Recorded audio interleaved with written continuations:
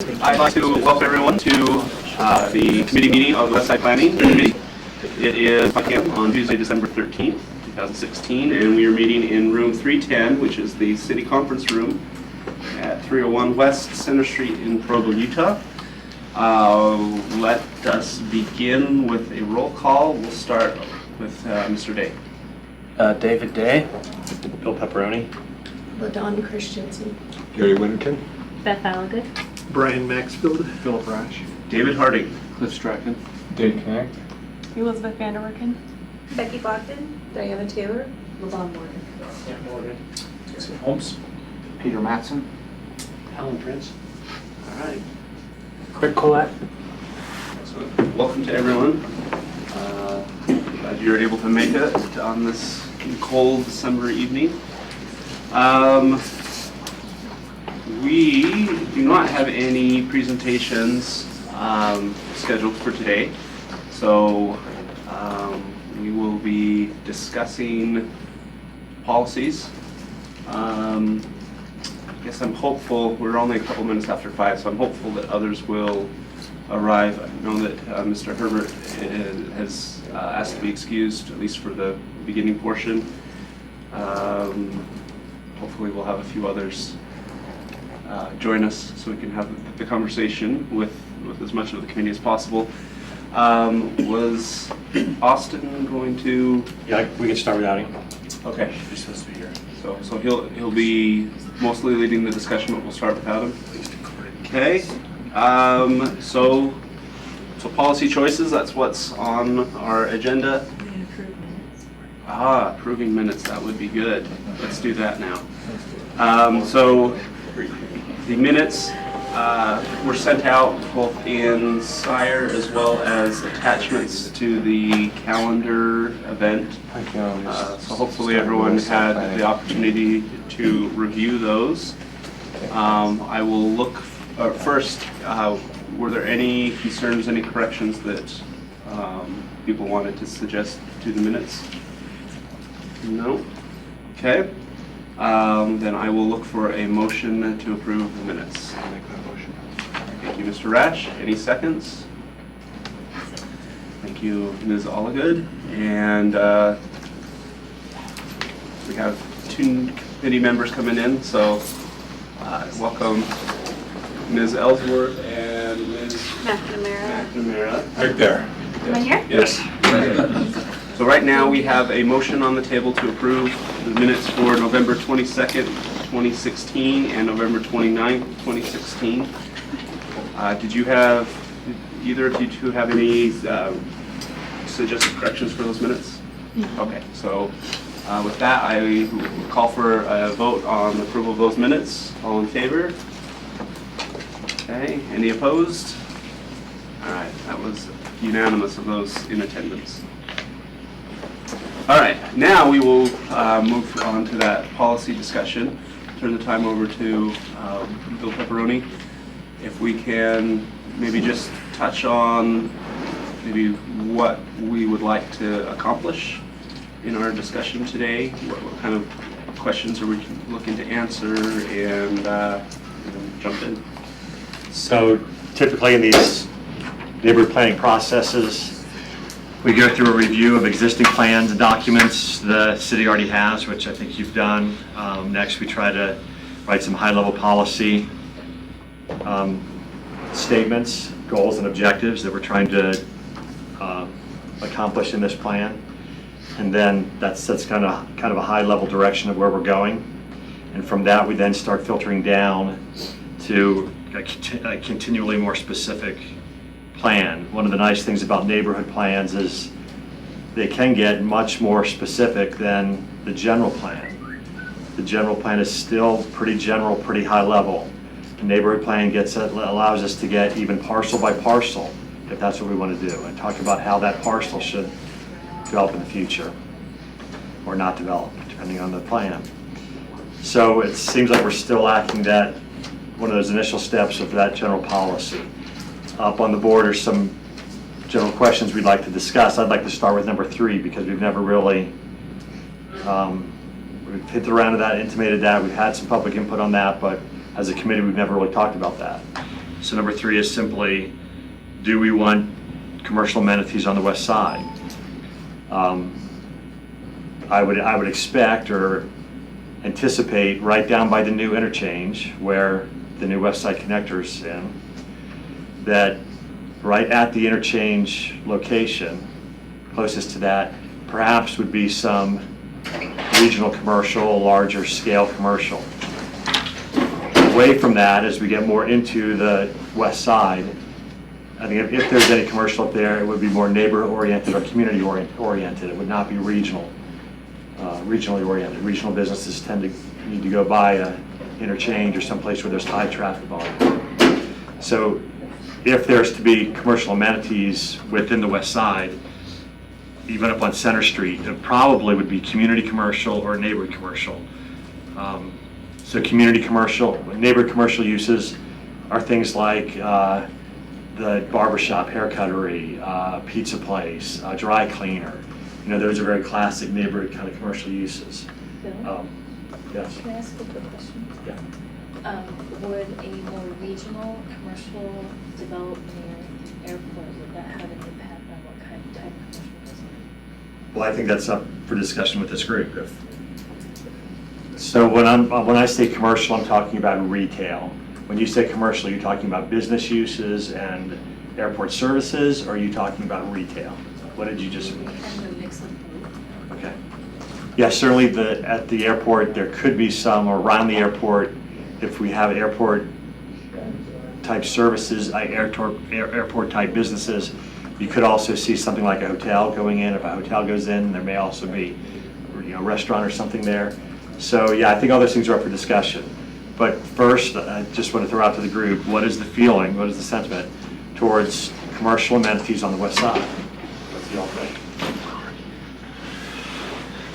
Just speaking as a committee member here, but the question up on the board is commercial development or no.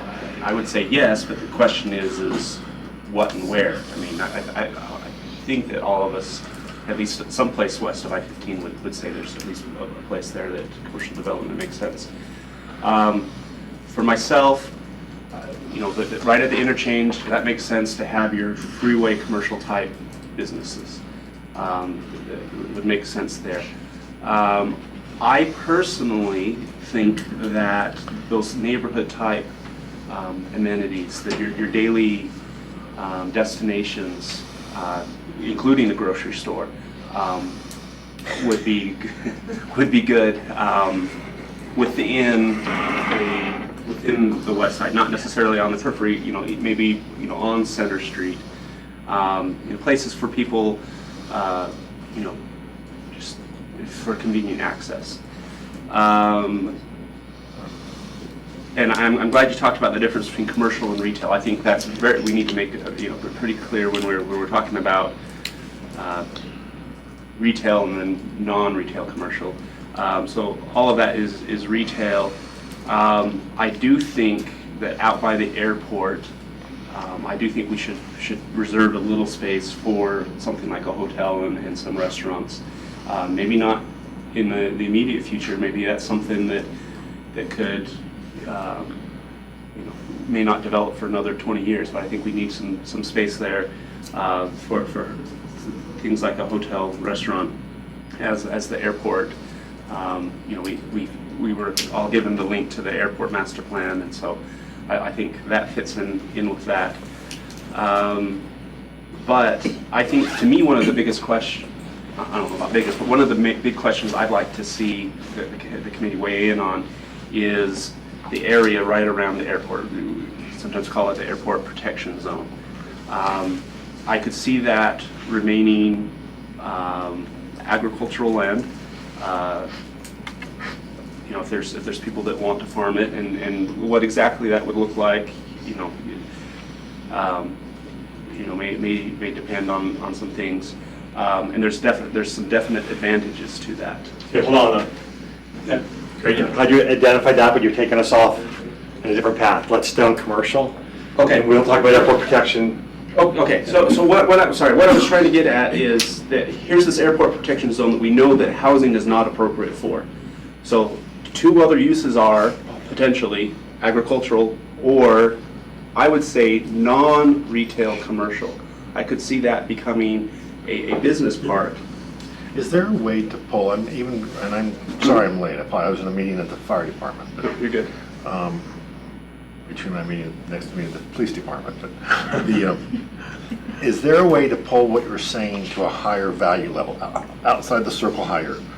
And as you're describing it, because you're being very visual, saying around this interchange, this, around that. Mm-hmm. Is there a way to go up to a higher value level discussion that we're sharing that says, I want to have it where it doesn't negatively affect the habit? I'm trying to figure out if there's a way to pull up to a higher, am I stepping in the wrong spot, or? No, you're doing exactly what I was trying to do. I'm just trying to see if we can, and I know many of us describe what we want by describing that exact lot or acre or spot.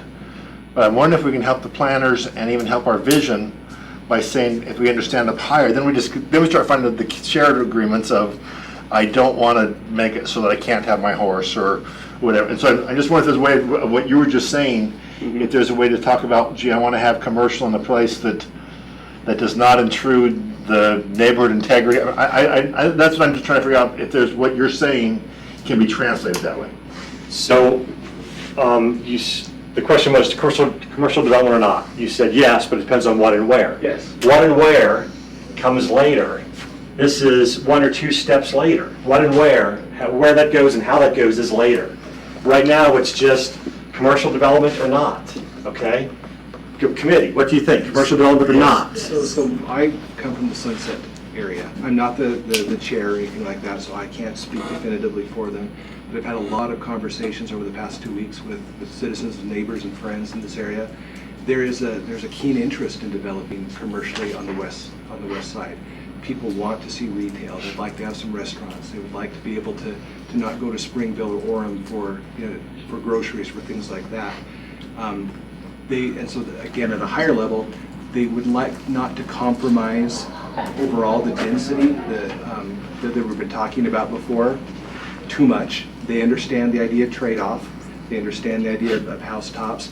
They'd like to see it responsible. They'd like to see it so it's competitive, so there's something that would attract people perhaps to our side of town rather than have people flee to other sides. So that's the consensus in my area. So the density that you're talking is still about 4? Yep.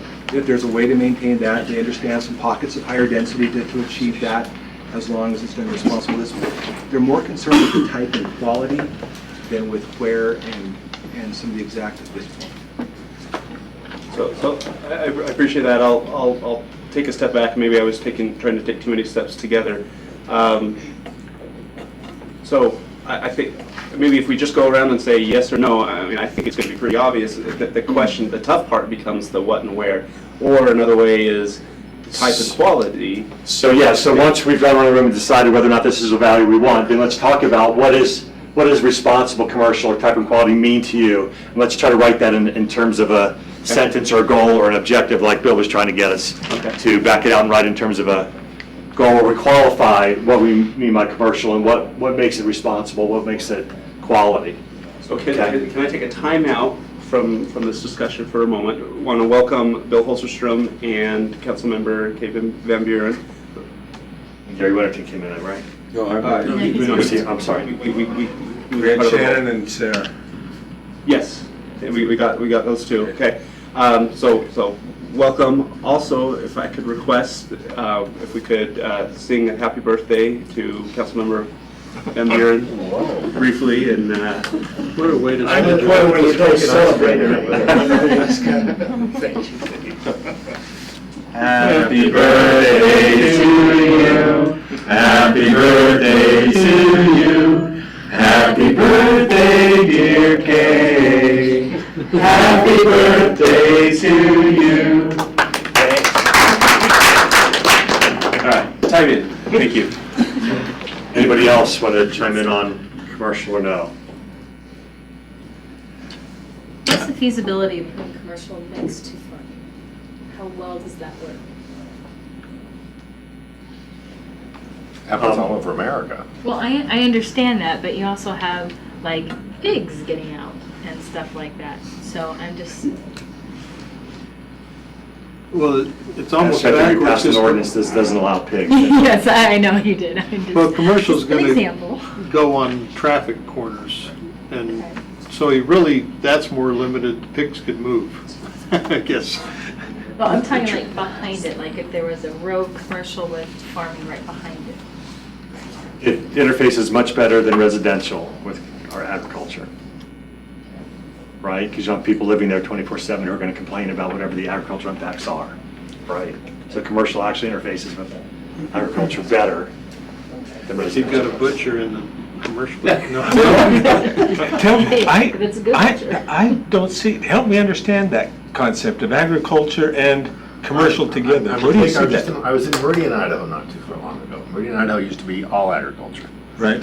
And right next to all the pastures now is the Walmart and the Home Depots. It doesn't necessarily mean that they're long-term partnerships, but they certainly seem to be short-term partnerships.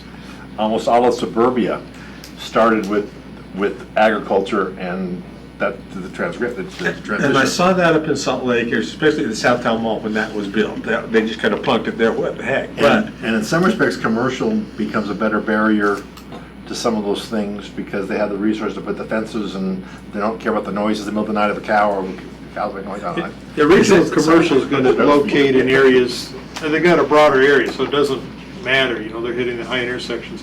If you've got a very local business that's very specialized, then they wanna be more. are they crowded, I guess. long-term partner? I mean, It's a neighbors? transition area.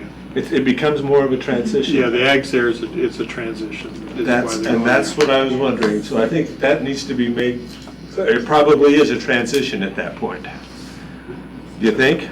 Can or can't be. I don't see there would be a reason why it couldn't be a long-term partnership, Yeah, really. You could be, definitely.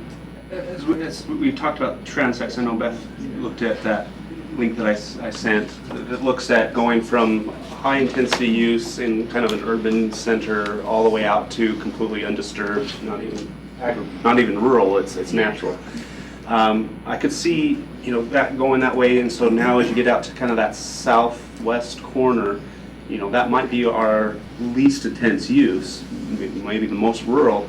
And if next to that is that airport protection zone, which may have, and sorry, I'm getting too detailed, but the idea is you could have something where that is envisioned to be long-term agriculture, and maybe even it has protections on it, next to an airport protection zone, which could have commercial, non-residential commercial uses, that might interface very well. And even if it's like that hotel and whatnot might work.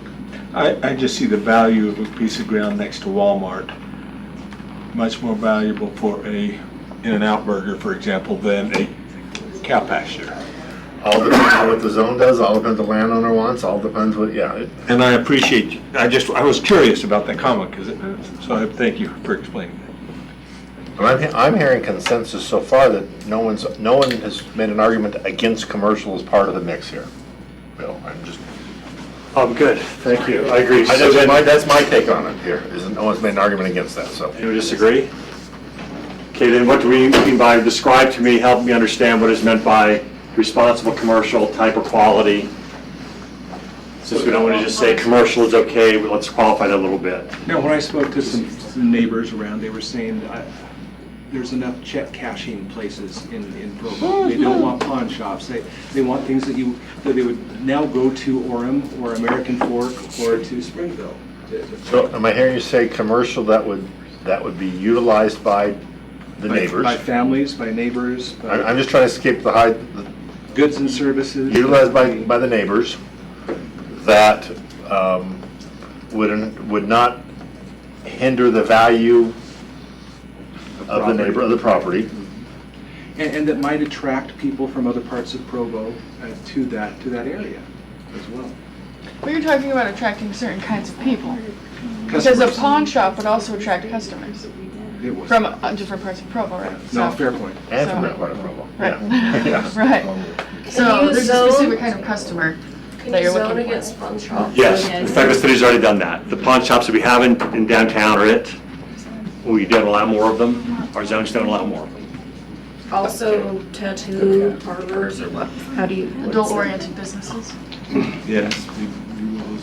We have zones that still allow tattoo parlors, and that's why you've seen other ones go around, but they can be left out of your permitted uses and conditional uses, so you can't do them.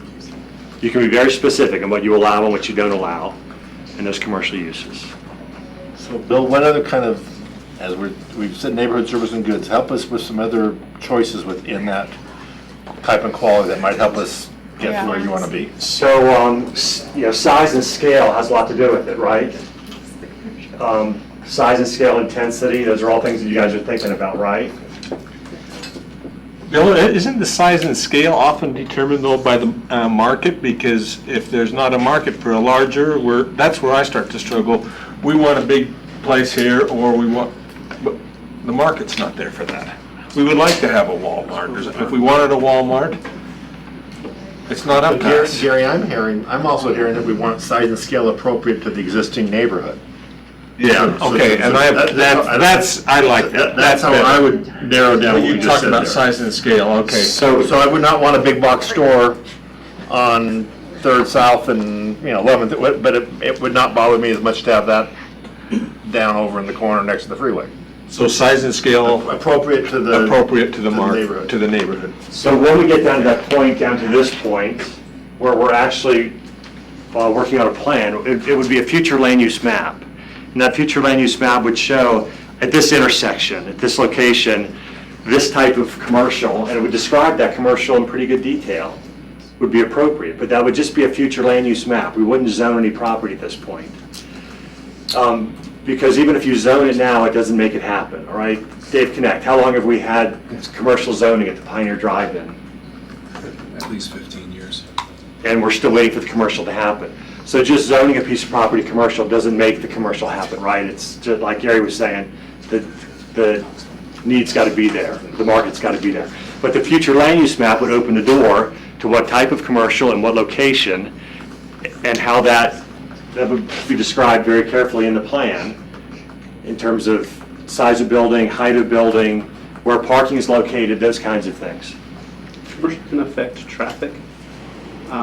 So when we start talking about the interior of the neighborhood, instead of saying, well, things that we would use and also would attract people from other places in Provo, we might want to say, we want things there that actually would only attract the people that are nearest. So you're not increasing traffic, you're actually decreasing traffic, because instead of everyone on the west side going to the east side, you now just have everyone on the west side going to these things. So neighborhood centers. So neighborhood centers, not even regional draws, at least not into the interior. Unless they're along. That would be, unless it's along the big, because if the Smiths wanted to move down to the 5th West, down to the bottom of the road, there's your market, you probably want it, which would bring them in. So it's once again appropriate to. Where it's located. Appropriate to where it's located and how it impacts that. If it's along natural corridors that already exist, then that probably wouldn't be that big of a deal. Yep. Right, even those neighborhood uses would be probably at the intersection or close intersections of collector or arterial roads, Yeah. right? You wouldn't put even a neighborhood use back into a neighborhood where it's only accessed by local streets, right? Okay. Okay, any other qualifiers, anything else you're looking for in terms of how that, tell me what you think about commercial. Because what we'll do is, I'm going to take this and then the planners will go fashion some policy statements and we'll email that out to you. Instead of us trying to write those statements here in this meeting by committee, we'll take all the qualifiers, we'll try to write some and send them out for you to tweak and massage and wordsmith and send back. So up on Canyon Road, we have Dave's Market and that shopping center, which is going through a renovation. Yes. And so we have a successful local, or whatever you want to call it, shopping center that is reinvesting. I'd like to know what they're reinvesting in. Are they expanding, modifying, or just, making it look nicer with the same product? Yeah, I don't believe they have room to enlarge their footprint at all. It's just updating their building and Are they changing what they're doing or offering? Because it's been working, and I'm just saying that's kind of a model that works in that part of Provo. And We did a study that discovered that most of our sales tax dollars, the biggest loss in sales tax dollars is groceries. Right, Leaving, going to Harmon's or Costco or whatever. right. So I think that's a factor. We want to make sure we capture those tax dollars because we don't want people leaving Provo and ideally in some locations, like by the freeway, we want them coming. Right.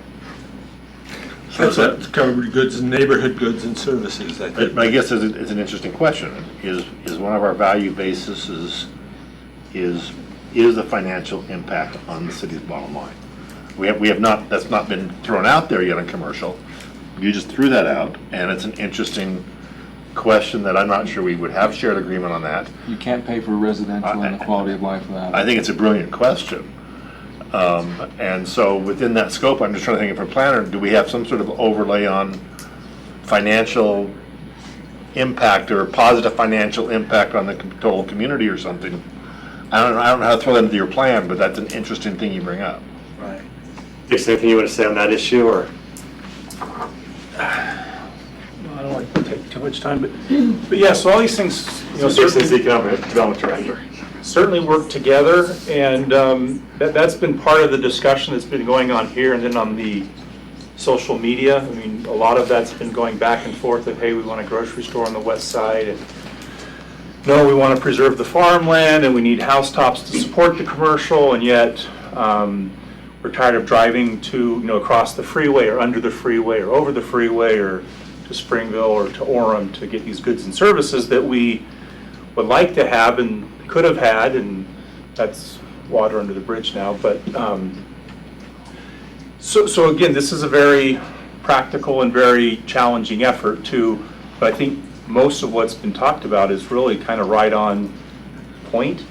But Bill brings up a good point, and the council member of, are these decisions necessarily economically driven? And at some level, of course they are, because land has value and people have expectations on what they're going to do with their land, whether it's to keep doing what they've been doing for generations, or if that generation's tired, or they want to keep doing those things, or so all these things at some level have an economic impact, but usually in a master plan or a general plan, there's not a lot about the economics of these decisions that actually make it into the plan. And whether it has a fiscal note on it or not, I think it's something that should be considered or at least acknowledged, because to ignore it is to ignore reality that these decisions oftentimes are economically driven, and whether it's for the city's benefit or the landowner's benefit, because you have both. And if you've been paying attention to the eminent domain and the money grab that the city's accused of, so these are things that, David. Engineering, that's right. But anyway, the point is the that, money grabbers. Yeah, so these are all things that are not done in a vacuum, right? They all interrelate with each other, and it's a healthy public policy discussion to have it, and to acknowledge it, I think, is wise and prudent to be able to say, yes, there are economics. But should the entire decision be based on economics? Hopefully not. Hopefully it's quality of life, but quality of life is influenced by economics. So I think you're right on. So, okay. I have a question. So do we know, is days have a significant impact on taxes? For a lot of people, it's just convenience, go get milk and eggs, and then you go to Costco every week or two. Hopefully to Sam's get the well. bulk stuff, but I don't live by Sam's. Right, but this is the point though. It's convenience and quality of life, but it does have an economic impact. And so, even if it's not a big box store. right, and so collectively and cumulatively, these decisions make a difference. Provo City would not survive if it was a bubble and only Provo City people shopped in Provo and all the Orem people. That's why shop local campaigns sound really nice, but Provo depends on people coming to us from Price and from Nephi and from outlying hinterlands. Now, if we don't, that's fine. We just have a diminishing of services. And so they do, but a lot of it is that quality of life. How far do you want to drive to buy a gallon of milk? That's a quality of life issue. And if you're going over the city border someplace else, now it's a revenue issue. So everyone in the committee, you're familiar with where Days is, right? You're familiar with Edgemont, everyone in the committee? Can I ask if anyone watched the slideshow that I sent out? Or did anyone get the slideshow that I sent out? Which one? The one about. The one on Edgemont? When the Bonnie Morrow did, or? Did she put it together? The one with the dog? No? Oh, it wasn't her presentation. Did it not? I thought you sent it out. Yes, it was sent out. Okay. It was something, it wasn't related to this. It was just a neighborhood spotlight. I don't know if you've seen them in council meetings. We start with a neighborhood spotlight, but instead of just talking, that neighborhood put together a little slideshow, narrated slideshow, and talked about a lot of the discussion, a lot of points of discussion that we've had. And so I thought, it was just an interesting look on possibly, a neighborhood that had this discussion 40 years ago. And so I recommend it, and Days Market is in the Edgemont neighborhood. And So the point I was going to make is that if you know that area is almost exclusively single-family homes on quarter-acre lots. A few exceptions up there, but it's almost all single-family homes on quarter-acre lots, right? Every single-family home on a quarter-acre lot, the city is digging itself a financial hole, right? It costs us more money to provide services to that house than we get off property taxes for that house. The city makes up that debt deficit primarily off commercial retail sales tax. That's where cities make up the deficit of providing services to those single-family detached homes. That's primarily where cities make up that deficit. Okay. The one concern we have in our neighborhood, which is right by that freeway area, East Bay's dead. We don't want blighted areas that are commercial, not used, or they're, we don't want an East Bay there. That's a huge concern for the people in my neighborhood. Not to mention the additional traffic that would come down Fifth West, because Fifth West would have to be widened, and those people are really worried about that as well. So please keep that in mind. We don't want more blighted areas. We're losing retail here in Provo as it is. So are you assuming there's somebody on the city side that does want blighted areas? We don't want blighted areas any more than you do. We don't want those either. Okay, so we're going to take every steps we can to try to keep them from being blighted. We would rather Okay? have East Bay thriving than have somebody plant a new commercial area on our corner. There are some things coming in these. And there's also some balancing act. You do create something. I look what happened in Southtown Mall, that area, they created it, and that generated a lot of the things around it. And so, yes, we want to build East Bay, but one way we could build East Bay is to put certain things in that will actually enhance what they're doing there.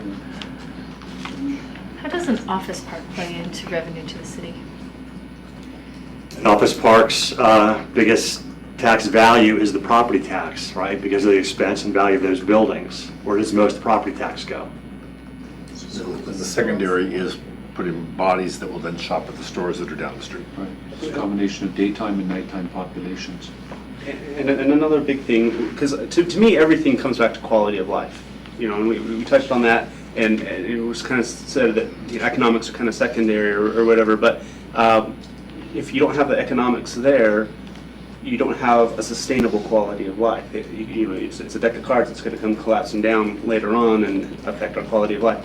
To me, office park, that kind of thing, what it does is it makes it so the people of Provo have good places to work that are nearby, and so that can help. Good places to work can help stabilize your population because you now have people there that are going to stay for long term. As most of us are saying the same thing here, can I just maybe say that I'm hearing us say from all of us here is that we want economic value considerations in the plan, and that almost addresses everything we're saying. That includes we don't want blighted places. That includes whatever. But I'm just trying to get to. I realize we took the tangent again. Could that not just get it if we just add that label here of that we pay attention to the economic vitality or the economic impact of the city as part of that plan? Stability or sustainability of the development? I'm just saying positive economic impact to the community. Keep it that high level. We're all given different ways to understand it, but it's like that's what we're all saying. And I'm just looking at your list and saying we've got a few minutes. So does that get you where you need? Let's move on. Thank you. This may be tough to talk about without some, if we can at least accomplish a little bit on this, some general direction on this. We can come back with a visual preference survey that would be very specific as to what we all mean by this. But describe to me the housing types that you see on the west side. So one way to approach that, and I know there's a difference between form, function, and density, but if we're starting with base level of 4 and we're maybe going to transfer, and some places might have 8 or maybe even 12, what kind of densities are we looking at? And that will kind of dictate to some degree what kind of housing we might be talking about, and is that acceptable? Yeah, it's hard to talk about the types of housing because it's going to be hard for me to describe that without everyone picturing something different in their head. And that's why we would come back with a visual preference survey that has got different housing types at different densities, and you can say, I like this, I don't like that. What we ought to even talk about is how does density even tie into housing types? Yeah. Because density in and of itself is kind of, I agree. out there, kind of strange, you know. Okay, go ahead, Brian. For instance, if we talked about the type of housing, there are certain densities that go with that type of housing. But what's the argument against the density if you want that type of housing? You know what I mean? It has really nothing to do with numbers as much as, yeah, we've got some townhomes, we've got some garden units, we've got some other, 5,000 square foot lots, mix of lot sizes. The density, you can calculate that out, but to plan it because you want to say it's a density, it doesn't really get you always that mix of dwelling types. Well, I'm just saying, right now we have the whole west side infrastructure-wise limited to 4 units per acre, but then if you can double down on some areas or bring that density together, at the very least you would expect to find places with 8 instead of 4, assuming you had some that had sold their development rights or whatever. And so the fact that you're maybe going to 8 opens up opportunities for Yeah. certain housing types. And So everything's not just an 8,000 square Yeah. foot lot, it's Yeah. just, very So homogeneous neighborhood. your question almost gave us the answers. Your question almost is, I'm hearing that I think we want mixed housing for various stages of our lives that we're living in. And I think that's a very broad statement, but what I wanted when I was right out of college is different than what I wanted now and as I approach an empty nest is changing. So to me, I want mixed housing that approaches the various stage of life so I can always live in Provo. I think that's a very fair summation. I think that captures what my neighborhood would say. Very much, they'd go back to the type and quality. Yeah, they're okay to trade off some higher density, but they're interested in, so in my little neck of Southwest Provo, we have starter homes. That's predominantly what's there. And so as soon as the family gets large enough or they get a different job, they have to move to Mapleton or something like that. We lose families, we lose older children, we lose older people. And so to have the type of development that would allow them to stay and not move outside of Provo is highly valued. So they're not going to move into an apartment. But that's not increasing density. It sounds like that's It's just creating variety. Well, it's creating variety. It's creating Because, variety. a lot of It's not older that you people don't may want want a them. smaller home, and there can be some very nice townhomes that are created. And you look at Edgemont once again, you've got that variety right there in Edgemont. That's terrible. I'm just gonna go back for the purpose of ag preservation. We're going to get back to that in a minute. No. This pertains to it. If our purpose is for rural atmosphere, and that is what we're looking for, I would say nothing above a townhome. Because if you start putting in apartments, if you start putting in condos, if you start stacking on top, you're gonna lose that atmosphere. And you're gonna lose the people who've started homes there and they don't wanna move to the east side, to the bigger homes on the east side. They wanna move somewhere else rural. They wanna keep that atmosphere. People who go to college, great, they love the college life, and that's right around BYU. It's like I said last time, every area in the city has certain things. I have a friend who lives downtown for 10 years and he's done with that and he'd like to move out to the west side in a townhome away from that. But that's... No, that's a good argument. Yeah, I don't disagree at all with what you're saying, but think of it also this way.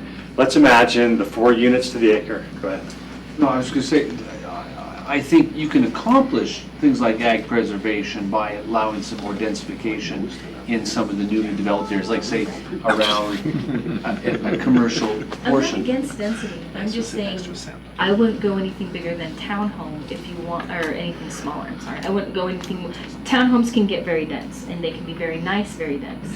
But I wouldn't do anything like apartments or stuff like that just to keep the atmosphere of the area. So that's a type that, yeah, do you want to exclude that type, like stacked apartment units? That's- But our shared agreement right now is mixed housing.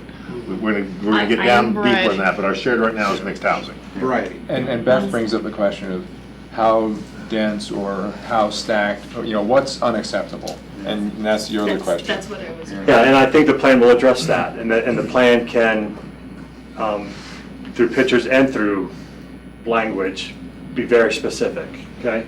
Can describe that really well. But we keep talking about 4 units to the acre on the west side, right? And the infrastructure's been sized to 4 units to the acre. Let's imagine that 4 units to the acre equates to 5,000 more homes. I'm just pulling that out of my head, okay?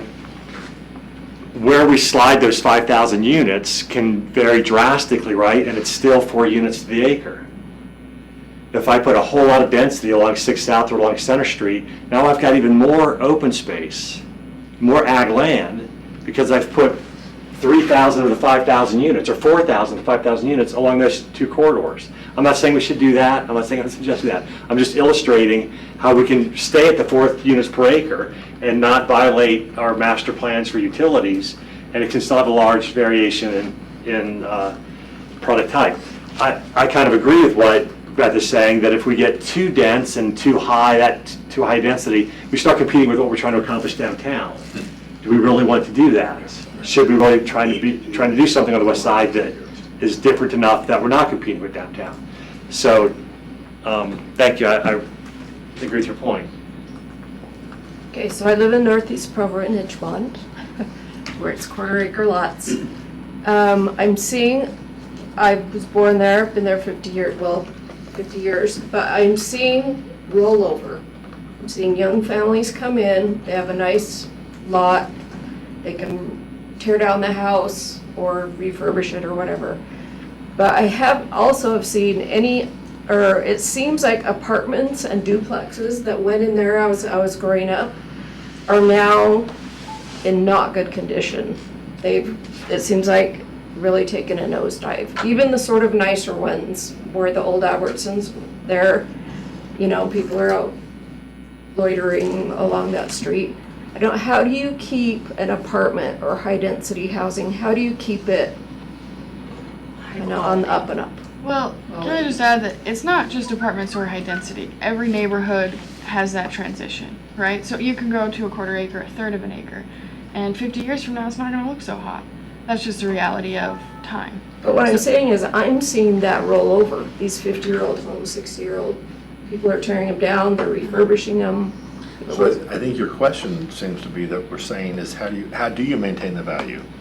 And if I owned property there, if I owned a house there, I'd want the next block over to have a nicer house than mine, which would put economic pressure on mine when I ever sold whatever to be maintained. So to me, part of that is, in the mixed housing, is quality enough stock that it pushes the whole marketplace value sufficient enough to maintain quality stock. I'm not even write that into the plan. But I would frankly want a little bit nicer than my place to create the economic potential to do what you're describing. Right. Can I ask,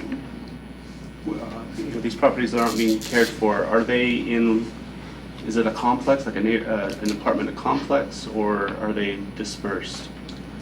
Well, I say the apartments on, what is that, 2230 and Canyon Road. They came out, you know, they were really cool at first, and now they... But it is a complex then, multiple buildings? Well, and I see like the condos, Edgewood was really nice, or is it Edgewood? I can't remember at one time, but So the the stuff behind quality, is actually there's quite nice. weeds, it's just not the cool place that it used to be. And I don't know why that is, why, And make them have HOAs and stuff. So I've a couple thoughts here. One, I think that having a good diversity of housing types can help, because neighborhoods sometimes will have these drastic cycles as everyone moves in kind of at the same life station, everyone grows together, and then everyone starts selling at the same time. And so, but by having a whole variety of types, where some people will move in that are empty nesters, and other people will move in, you know, at different life stages, and that really can bring down that cycle to a lot much more. It stays healthy longer, and because you don't have these heavy cycles. Another thought is way down too far details, but to me this affects the question of what type of housings. I'd like to see, instead of, you know, whatever the name of this development is, and you have 20 of this housing type all stacked in one thing, I'd like to see that dispersed. So you've got one on every block, and and so every block has its mixture. And so instead of having, pocket here, pocket here, pocket here, because I think that can help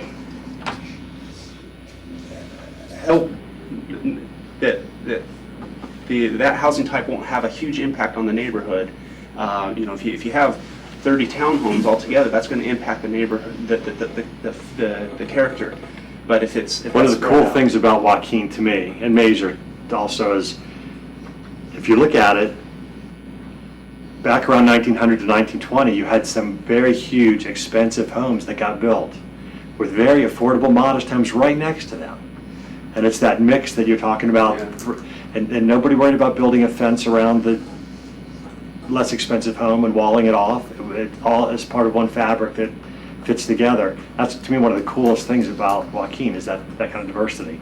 But again, that plays a lot into design. Even if you have that townhome cluster, you don't have to design it so it's those other people living over there. You can design it so it's integrated into the rest of the neighborhood in a way that it doesn't feel like it's those townhouse people living over there. It's not every lot's the same. I'm not disagreeing with what you're saying. I'm trying to say it's all about design. It's all.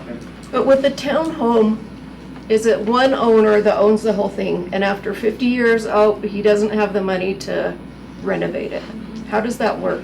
Townhomes usually individually owned. Townhomes are individually owned, but when it comes to renovating the exterior or replacing the roof, the homeowners association takes care of all of that. Okay, you don't maintain your own roof, you don't maintain your own exterior for your unit.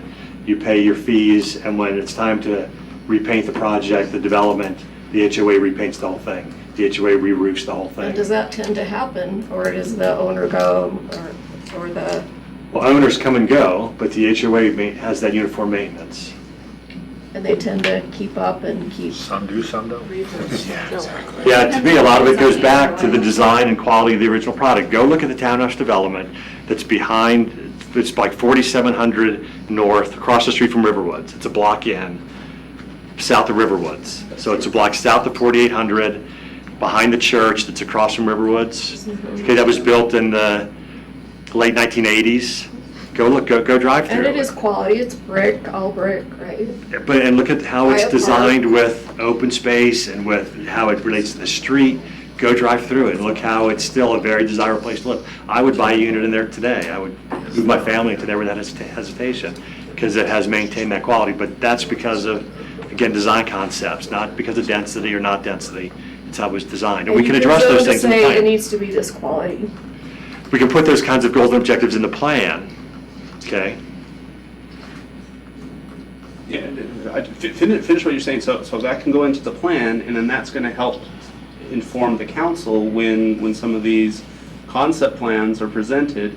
We'll compare, like, is the concept plan going to further the neighborhood plan, and so that can help the council make good decisions to achieve the visioning that we're going through now. The great thing is it sends the message to those in the development community. If you want your project to slide through, here's the plan, designed according to this. If you meet this, you're probably going to slide right through, okay? You're trying to push the rope uphill by trying to out-argue what the plan is already anticipating. You're stacking the cards against yourself. To me, that's one of the values of the plan. The other thing I was going to say is perhaps instead of saying, well, this housing type we like, this housing type we don't, this housing type yes. Another way to look at it is, we've talked a little bit about agriculturally oriented residential, and so maybe that's would accommodate the however we want to call it, hobby farmers or small scale micro farmers, whatever. We might have that might be a component that we want to make sure that there's room for. We might have transit oriented residential, or maybe another way to put it is a corridor oriented residential.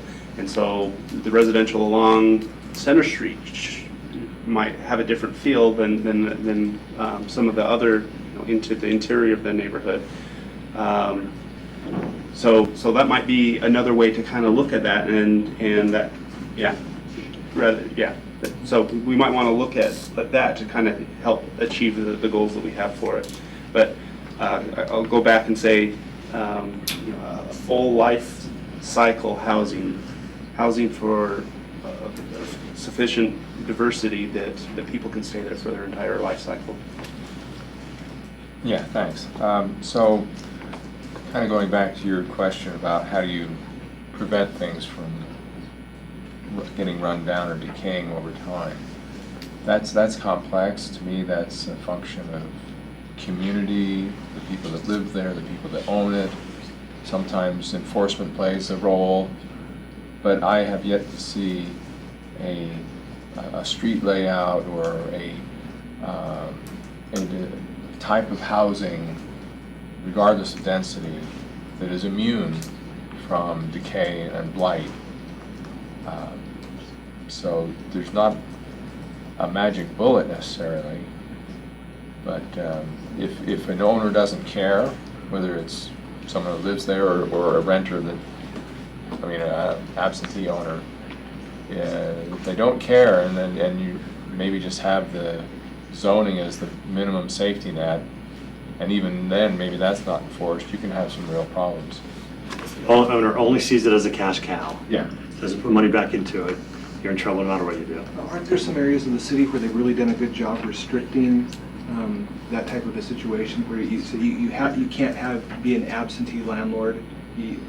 At the Wasatch neighborhood, they tout that they've It makes done it harder to something. get some loans and stuff if you're trying to sell. You can always rent your property, but what happened in the Tree Streets was properties were being turned into basically duplexes because of the S overlay, and it didn't require owner occupancy, and that was changed, and so they still can have that accessory apartment, but if you want... The owner has to live there. Owner has to live there, yeah. You want to move away on a permanent basis. Which you could can't. make a difference if the owner still lives there, I'm assuming. Exactly. Yeah.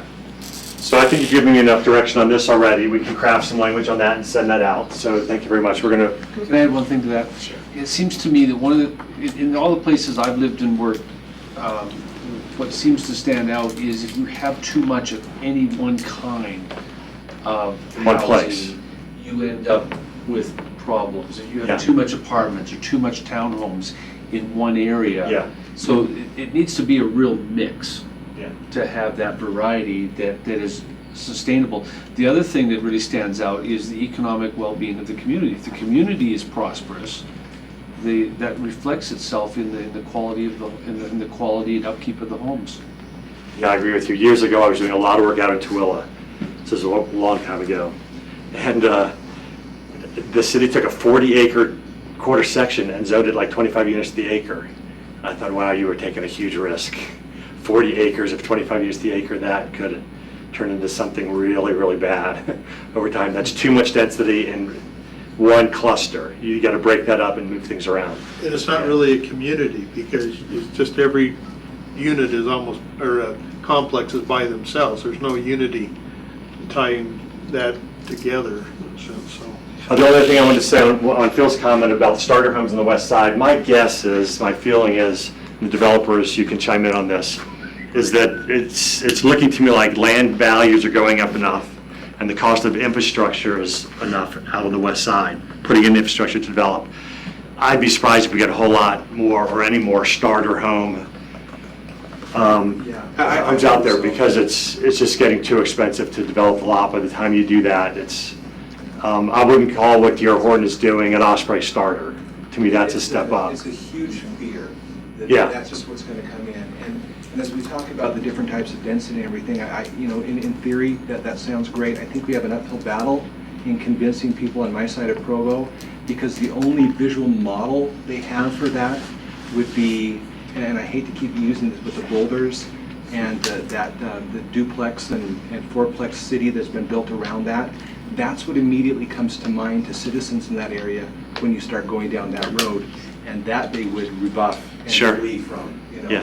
something like that. Yeah, one of the things, the worst case, I'll just touch on this briefly, were the fourplexes that are individually owned because there's no common landscaping or anything. They're all, some are taken care of, some aren't, and it really tears down neighborhoods. I like to think most of those are in Orem, but we do have some in Provo Oh, too. yes.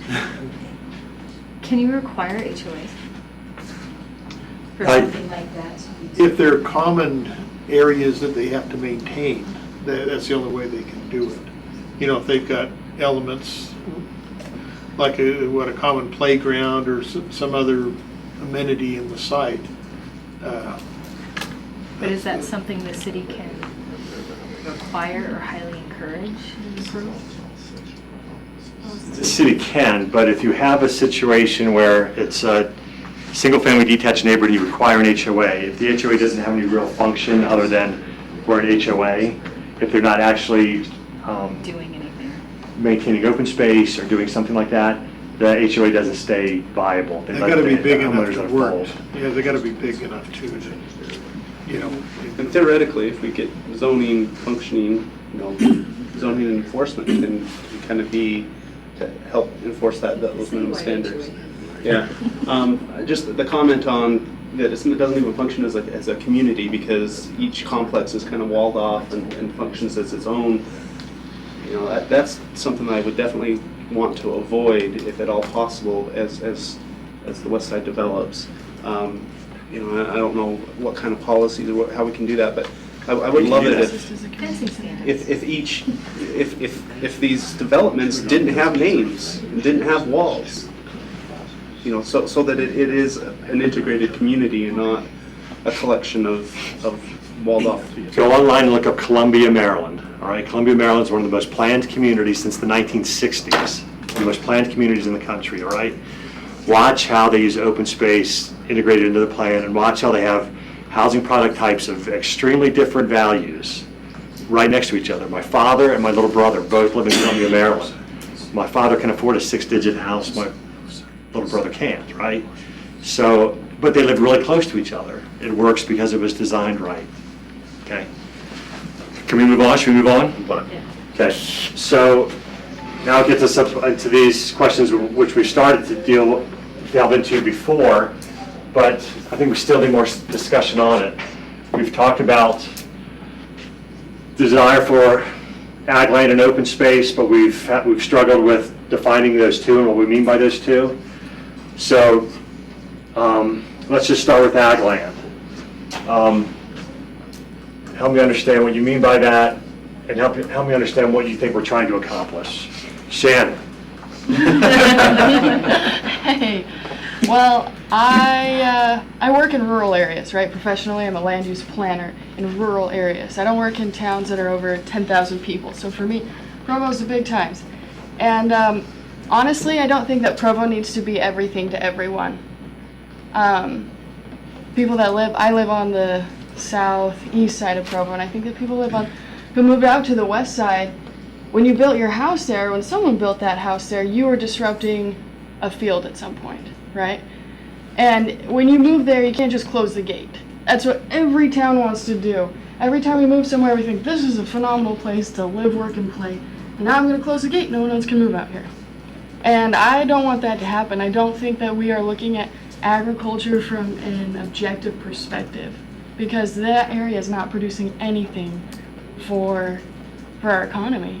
And it's not supplying houses for people that want to live here. And just yesterday there was an article in the Deseret News about how, maybe it was today, about how Utah County itself is one of the fastest growing counties in the state. It's growing by 3%. And in 20 years, if Provo grows by 3% every year, it's going to double in size. We need to be realistic about accommodating people that want to move here, just like we all wanted to move here. And it's not people from California who are coming in and changing our lifestyle. It's our kids. It's the next generation changing the place that we changed when we moved here. So that's my perspective. Don't over-glamorize or glorify agriculture. We need to provide opportunities for people to do what they want. And if they don't want to do ag, great. If they do want to do ag, great. But don't take it too seriously and think that this is, it's putting food on their table, right?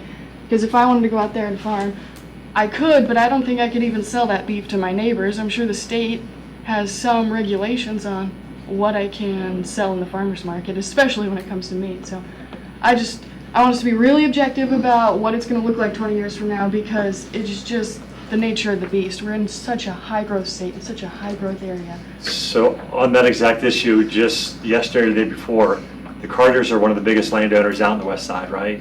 Is that right? It's right. The Carters are one of the biggest landowners on the west side, okay? One of the Carter family members came in and met with one of the planners yesterday or the day before and talked about them putting under contract a 60-acre parcel of their property right in the middle of the ag land, north of the Collector Road, right in the middle of all this open space we're talking about. So they're one of the biggest property owners, and they're getting tired of farming. Dave Connect had his hand up. Yeah, so providing an opportunity for people to do what they want with their land is assuming that nobody wants to continue doing farming at all. And we are not providing any encouragement or opportunity, and that's why the transfer of development credits is an opportunity for those who would like to take advantage of that. I think there are people who have made successful ventures into micro farming. It doesn't have to be the 100-acre dairy farm. And I don't believe that realistically we've been giving people choices other than you can sell now or you can sell later, because we really don't want it. We're not going to encourage it. We're not going to enable it. And so what you're doing has no value. And, if there are people that want, and that's why I encourage you to, in the housing committee, let's go out and find who wants to really stay in the business and see if they would take advantage of an opportunity to stay in that business. And when they're dead and gone, to assume that there's never going to be someone else who wants to take over that, right, I think is wrong. So if they sell the development rights, the property stays in that use, and I don't think we're talking a lot of property. If you go back to the maps that were generated 2 years ago when we went through this whole exercise, there were a couple of places on those maps. It wasn't big, it wasn't huge, but I think if we don't leave some place where we are emphasizing agriculture or enabling it and work with those people that want to stay in the business, if we don't do that and we just build every square inch, we have no vision. Okay. I think the information you're asking for from the actual property owners and what their goals are is really important information, but it's a snapshot in time. Okay, do you guys know the history of Vineyard? Vineyard incorporated because they were afraid of Utah County allowing development. Utah County, which had 40 acre zoning at the time. They were afraid Utah County allowing development in Vineyard. So they incorporated to control their own destiny. And they were absolutely anti-growth until Mayor Gammon fell off his horse and broke his hip. He couldn't run his cattle anymore. And they went from anti-growth to pro-growth overnight when he could not run his cattle anymore. He decided he wanted to sell his land. Couldn't run his cattle. That's when everything you see building out in Vineyard right now, that's when the planning started taking place for what you're seeing get built right now in Vineyard. The two things that I'm hearing that we're in agreement on is everybody here says we want open space, and I'm also not hearing a single person that wants to force someone out of agriculture. That's right. So yeah. I'm just trying to. I'm always trying to find the point of agreement. Is that right? And I'm just trying to see. I'm trying to find the point of agreement. And if we both accept that fact, then it changes the discussion further down. But that seems to be the 2 point of agreement: is open space and not forcing somebody to be forced to sell their land to just whatever. Which is why I think if you craft in your policy that whether you want to encourage it or whatever, you at least create the tools to allow someone to have that choice. And I'm just trying to find out, I keep jumping to the points of agreement. Bill, when you say we don't want to force them to sell the land, what do you mean? I'm saying. You mean the that- market forcing them? I'm not sure, I The city forcing them? don't Or want what? to constrain the market, so I'm not saying, I don't think there's unanimity on what the market may do. I'm not saying there's unanimity there. But I am saying there's unanimity here that no one, I have not heard a single person ever say, I'm hoping that farmer so-and-so sells his land. I'm also not hearing. I can anybody address saying- that, but let me let Austin make his comment, but I can address And that. I'm also not hearing anybody saying, I want to have it paved concrete to concrete, river to river. I'm hearing everybody saying open space, and I'm hearing everybody saying, I don't want to force the current farmer. I'm just trying to find the point of agreement. Now, as we get deeper down that, what those incentives may look like to make it profitable to maintain, not have to sell in 5 years, that's another story. But I'm just trying to find the point of common agreement first. Does that make sense? So, Thank you, Bill.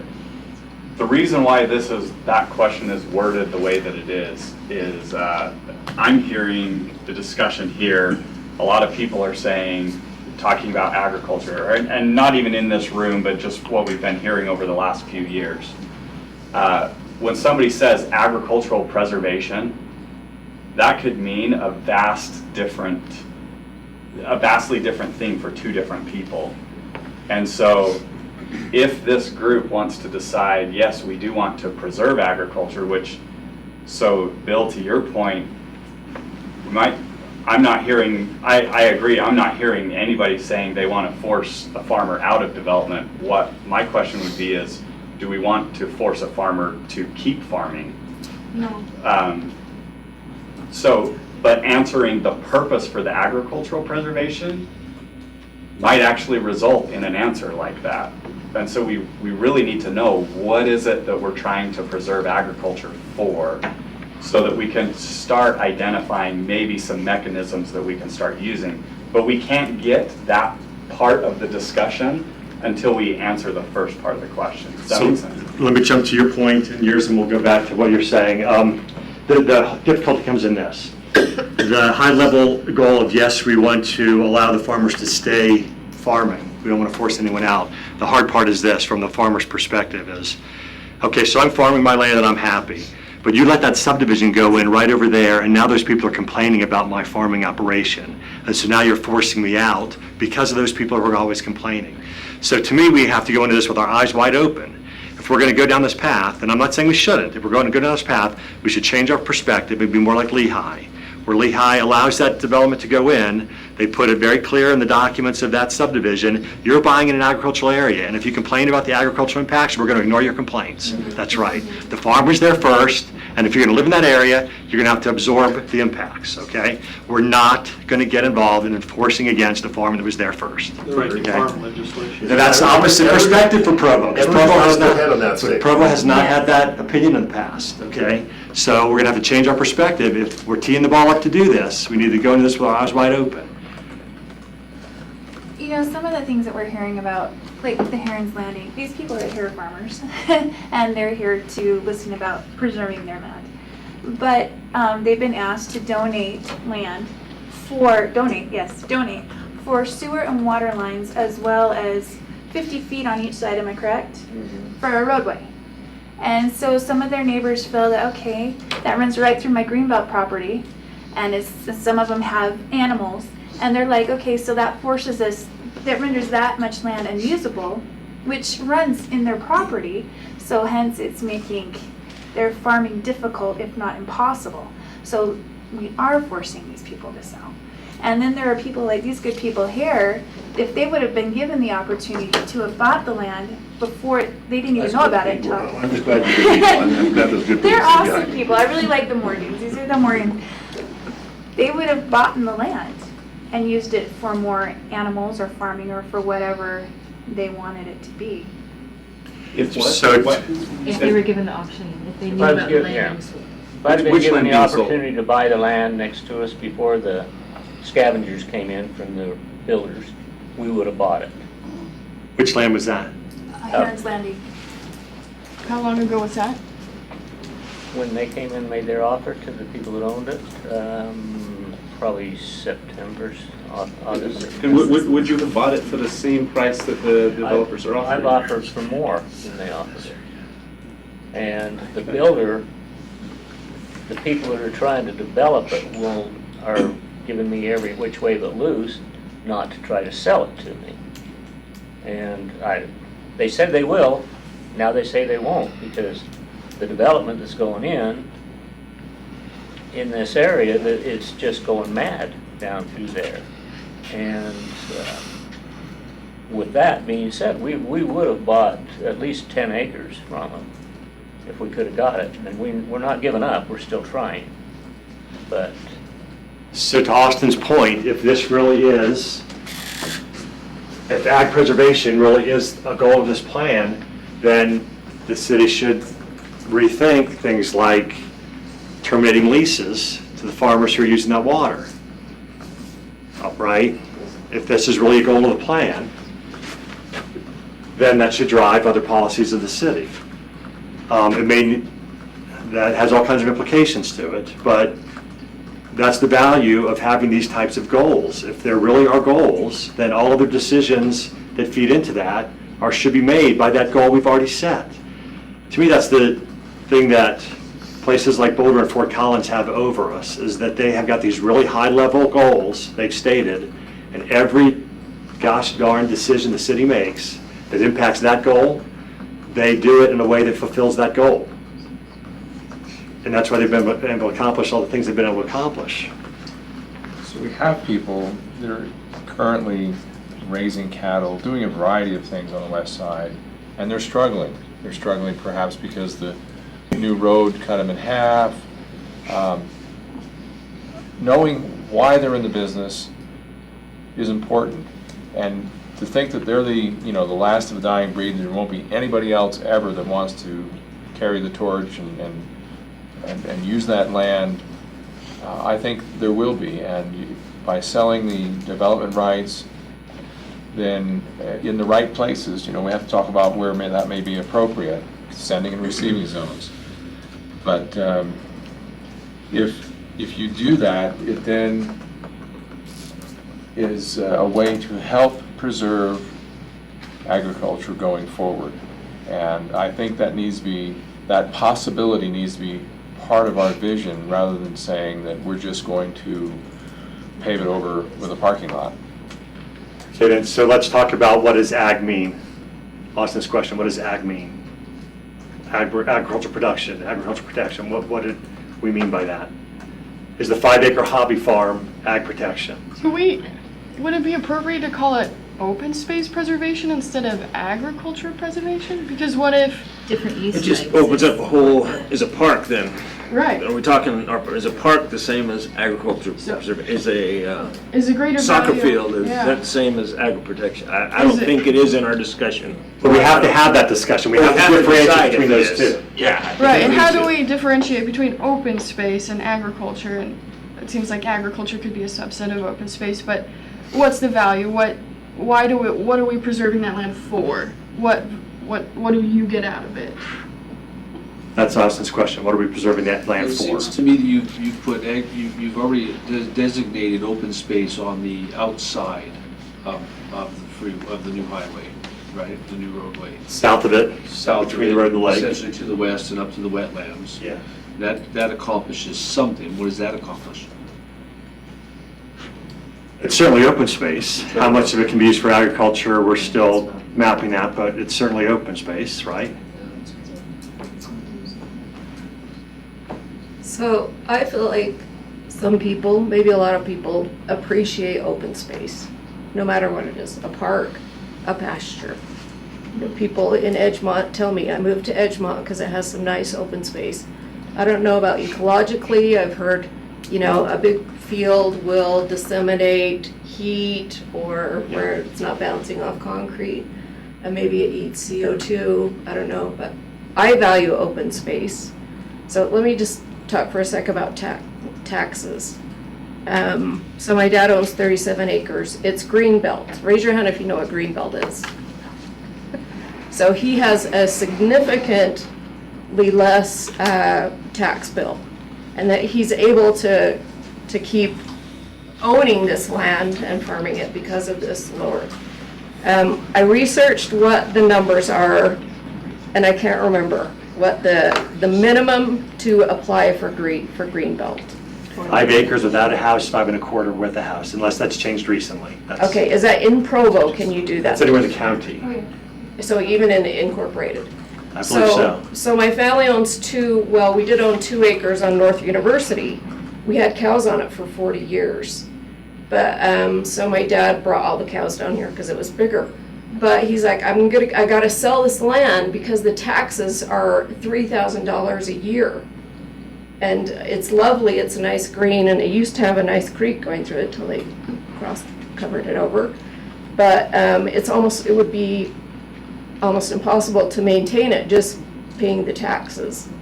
Is there a possibility for people with hobby farms with 1 acre? I would submit that we evaluate that. If we value hobby farms, open space, are you freaking out, Shannon? No, I have a similar story in my own family, I do. To possibly lower taxes if we value open space like that? Or should we just shove some more houses in? Now, yeah, the Greenbelt's run by the state, that's a state tax. So is that not possible for a city to? Well, now, It's tougher because Even if the city was willing to give back its entire share of the property tax, I doubt it would accomplish much for the owner in terms of lowering it to. because, a lot of the tax is made of school districts, other things. The city's share is really a small piece of the pie if you really break it down. School district and the Schools county are both the get bigger biggest pieces ones, than the city. But anyway, this gentleman was going to say something. on your talk about 5 1/4 or 5 acres is BS, because when the state took my land from me for the new road, they said, okay, now you have about 3 acres, but we're gonna go ahead and give you Greenbelt for that because we took your land away. It was great. So there is always a way around They things. grandfathered you. I looked into that for Karen Peterson because she got stuck that way. And, Well, they offered it on part of the sell. I never asked for it. well, the 5 acre minimum typically applies, but if you, through no fault of your own, end up with less than 5, then you're grandfathered. That's exactly what happened. Yeah. Right. But it's Still still within the not policies. fair that I can get it and you can't. Right, well, so just one more quick thing. So as land value increases out here, anyone owning land, their taxes I assume, will go up too, because their land value will increase. So I just feel like that needs to be looked at. We now have the 1 acre on North University. I want it because I love looking at just a nice green place. Maybe I'll put some trees on it. But I'm paying a lot for the tax on it, even though I'm not building a business or a store and getting value from We that. appreciate your willingness to pay high taxes to preserve open space for us. Well, I don't know how long it's gonna last. Something's tickling my brain from the Ag Kit toolbox, and to do with land designation and taxes, that if the land is designated a specific way versus commercial versus development versus ag, they have a different tax. Am I? They're referring to the appraisal value from the county? Yeah. For instance, in Utah County, it's broken down into service districts that way because the ag doesn't require, like, planning, and how did they break it down, Utah County? They did ones that are pure agriculture, like Area 9, and areas that had more development, or Area 7. And so they do their tax rates in the county, but Provo doesn't, as far as I know, but the county, I don't know, county assesses it. County assessors, yeah. Yeah, but- So I'm just wondering if you're looking for tax breaks, is that something? I'm pretty sure that the zoning will affect the land value, because if you have something that's zoned commercial, I know. the land will appraise for more What than I'm saying, the if same land we was. ag preserve it, and it's designated as whatever it is, does that mean the taxes get lower to the point that? And they go up somewhere else. It's not near the same as what Greenbelt As, is. But Oh. can I as say Bill's asked something? Bill's been asking the question of the purpose of ag preservation, and I'm not sure we've had a single even stab at an answer there. We have 10 minutes left, I'm still I'm. We'll say 4 minutes, 4-minute warning. And I'm not, once again, putting a position on it, but I'm just feeling bad for us trying to move forward on the define, I think I was stepping on your toes trying to say something. No, I was just gonna say, I think the biggest draw to ag preservation or to open space preservation, and I come from a family that farms and ranches, really close to these issues.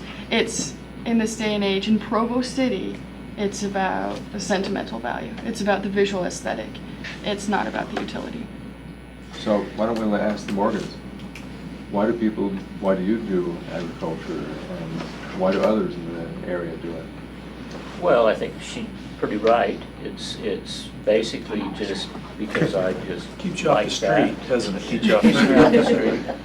It's good for you, it's fun, and It's a lot of fun. It's a hobby, but I've been buying more land over the last 10 years. I've bought 20 acres of all hay farm, and I'm farming it. I'm selling half the hay, and I'm selling probably 15 cows a year and probably 20 pigs a year.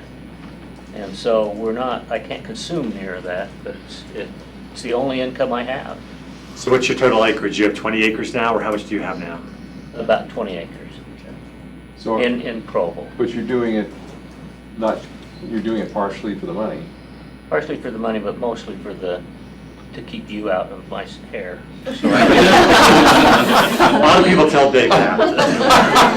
Austin wants to say something, go ahead. No, mine was similar to what Not you Bill personally, was Dave. just to try to keep us back on track. I wanted to give you guys an example. So in Heber City, about a year ago, on the north end of town, if you've ever been through Heber, as you're heading on Highway 40 out of town, you see massive green fields off to the west. Heber City went through an initiative that they wanted to preserve that area. And this was a hardcore preservation technique. And so they were studying everything that they could do to prevent any and all sorts of development going on there, okay?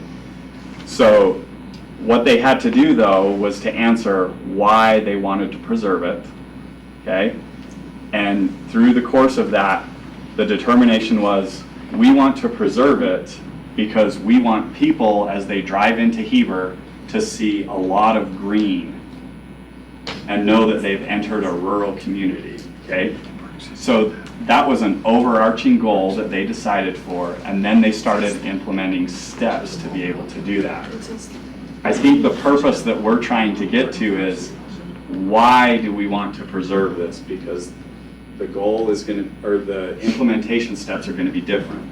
So to Mr. Connect's comment about the TDR program, it's a good example of they actually, once they decided why they wanted to preserve it, and they understood the value that it had to them, and they started looking at implementation measures, they looked really heavily at TDR programs. They brought in a consultant that they paid a fair amount of money to, who said, no, if your goal is for open space, don't do a TDR program because you're not going to get the value. You're not going to incentivize it enough to actually preserve the space.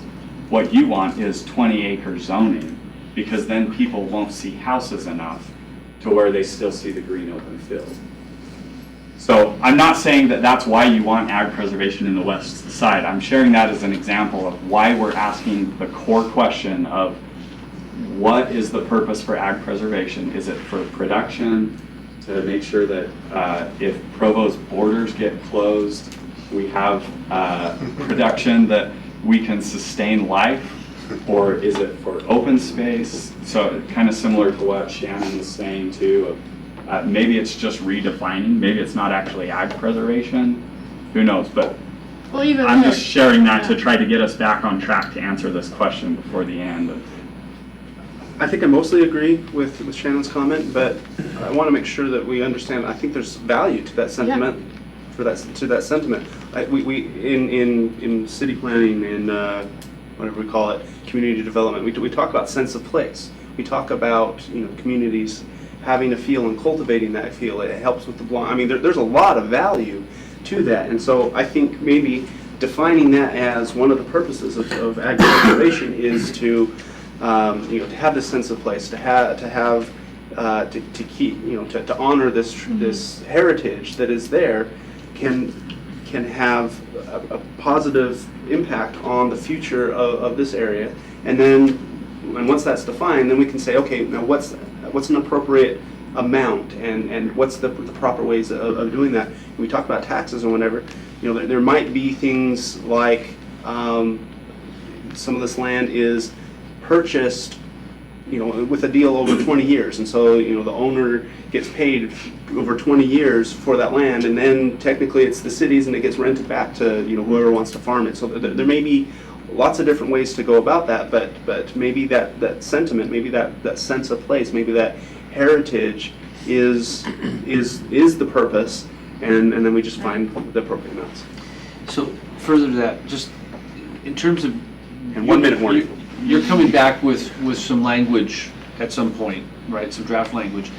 It would seem to me that, for instance, I went and looked in here, the Farmland Assessment Act, which is the Greenbelt rules, talks about a certain percentage of productive farmland on a parcel, Certain value. et cetera, or a value, or a combination of value to the income.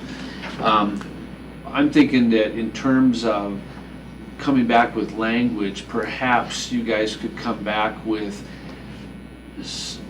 a definition of ag preservation or open space. No, this is that gives these guys, this committee, some common language that you're finding in that kind of. The planners will take this homework assignment. The planners will write some goals related to this and related to commercial, okay? We're going to send those goals and objectives out to you. Your homework assignment is you answer this question. What is your purpose for ag preservation? Okay? So you're going to send your homework to Austin. Austin and I will send our homework out to you. Send it all to me and I'll collect it from the committee. Okay. And say, my two things are already up there, can I just leave them up there? We'll just write them down again. A quick procedure question. Does everyone agree to that? Is that all right? Yep. I'm thoroughly enjoying these discussions, but I'm also seeing if we're not careful, these are going for another 3 years. As much as I'm enjoying that, I'd rather be out on one of these farms and being with your dad as he's doing some of this stuff. Is our process right now hindering us? If Trader Joe's decided they wanted to put a store down on the interchange, or if the most amazing development for MUD, anything happening, is our lack of progress hindering or potentially making us so that we're not able to accept some things that are already out there, or are we? Is development weighing on us? And if so, that scares me. It's yes and no. If so, that scares me. We might be missing some. We might be missing. It's the good being the enemy of great. I'm worried about that we go in the opposite way on this. The reason these guys are sitting back here is because you're holding up their applications. And so I'm just trying to figure out whether there's some common ground agreements that we can making sooner than later, so that we get something that's like we agree on. I'd hate to miss the Trader Joe's or. Yeah, there's a commercial zone already in place, so they. I just use that hypothetically, whether there's. Yeah, there's a this commercial. process along, whether we've already discovered, gee, we all seem to agree about this right over here. Just get that That if done something with. came through that we're not hindering somebody, I don't know, I'm the naive one here, but. Okay. Residential. We are out of time tonight. There is a potential we could meet 1 week from today. It's the Tuesday before Christmas, but if people are willing to, yes. I'm out of town. Are you gonna have a phone thing? We can. Can you listen? Sorry, phone. I thought you said vote. Are we going to be voting? and that's what I actually think, Bill. I think we're actually getting close. I think these 4 questions kind of get us past that high level, and then I think there needs to be some discussion on where to go from here, particularly for pending development that's already in the works. But I'm hoping that we are wrapping up. That's good, because it's like we're in agreement, frankly, you hear people on, if you look at the map, we're here, but we just have some disagreements through here. I just want to make sure that we're not. Yeah. The answer is yes. We can do I'd hate to phones. inadvertently increase the cost of the project, all of a sudden lose a good project because of Hangouts or that. something? Hangouts? I don't know. Before you leave town, work with Karen, and we'll get you in electronically. Let's do a vote. All in favor of having a meeting next Tuesday, raise your hand. Okay, and those opposed? And so overall, I don't know if we can capture, if it's necessary to capture the vote, but overall, the majority was in favor of that. We understand, I mean, obviously, there's some council members or committee members who aren't here, we understand, but let's meet again next Tuesday. We'll get good minutes out to everyone, so you can catch up if you weren't part of that. Coming back on January 10th and the next one after that. And the one after that will be the January 10th, and it would be nice if we have, by the end of that, we have some concrete steps going forward. If you can get me some language on what you think ag preservation is as a definition, send it to that email address. Can we do it with pictures? Can we do a visual description of agriculture? Because I'm gonna take whatever you give me and I'm gonna collect it all, then I'm gonna send it over to I don't want to slow up the city council's We'll work. assemble And that for next week. There's been enough input from us that if something's moving down the pipe, I would just take to slow up the city council's work to be able to say, that's perfect for the city, or forget, no, I never want that in my city. But So, the hard part though is I think the city council is looking for us to recommend some policies. but I'm saying, I think we're getting closer in some Yeah. areas, so. So your homework is purpose for ag preservation, Which right? email?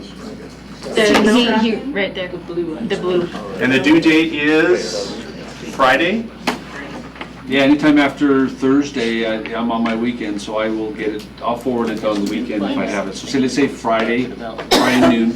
Friday at noon. So Dave, I still feel that we do the current farmers that want to stay in business a disservice if we don't ask them, why are you doing it, why do you want to stay in business? So maybe that can be part of the purpose that you submit. So a suggestion is I don't know how we can reach all of the people that do farming, but we could use our online or open city hall and reach out to as many farmers as we can, but we're gonna need help. Didn't we identify a fair number of people in the business?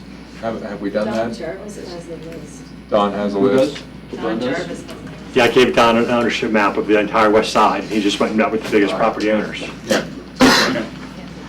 All right, I will look for a motion to close. So moved. And a second, all in favor? Any opposed? So just contact them, They're Dawn. nice people. That's right. Nice people. Introduce us to nice people. I might try calling them right now. I'm afraid we are adjourned. I'm afraid I'm a charity guy, so I can introduce you guys. You're in politics. I'm not in politics. I've never won an elected office in my life. So, I stopped playing for college, so. I think it just